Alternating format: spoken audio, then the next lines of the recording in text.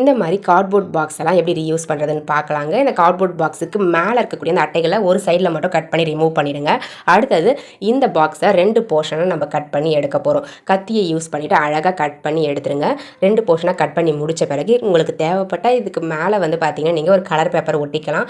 தேவையில்லை அப்படின்னா அப்படியே கூட நீங்கள் யூஸ் பண்ணிக்கலாம். நான் அப்படியே தான் யூஸ் பண்ணிக்க போகிறேன். கட் பண்ணி முடித்த பிறகு இந்த மாதிரி எக்ஸ்ட்ராஸ்லாம் இருக்கும், அதெல்லாம் கட் பண்ணி ரிமூவ் பண்ணிவிடுங்க.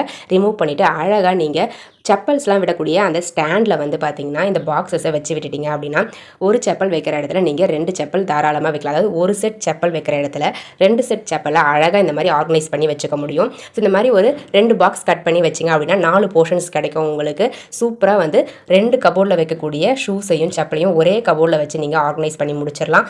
பார்க்கவும் ரொம்ப நீட்டாக இருக்கும். ஸ்பேஸும் வந்து பார்த்திங்கன்னா நிறைய சேவ் ஆகும். நீங்கள் இன்னொரு கபோர்டில் வேறு ஏதாச்சும் பொருட்களை கூட வச்சு யூஸ் பண்ணிக்கலாம். பாருங்கள் ஃப்ரெண்ட்ஸ், எந்த அளவுக்கு நீட்டாக அழகாக இருக்குன்னு சொல்லிட்டு ரொம்ப ஸ்ட்ராங்காகவும் இருக்கும், ரொம்ப கம்ஃபர்டபுளாகவும் இருக்கும். உங்களுக்கு தேவைப்பட்டால் ட்ரை பண்ணி பாருங்கள். பிடிச்சிருந்தால் லைக் பண்ணிக்கோங்க.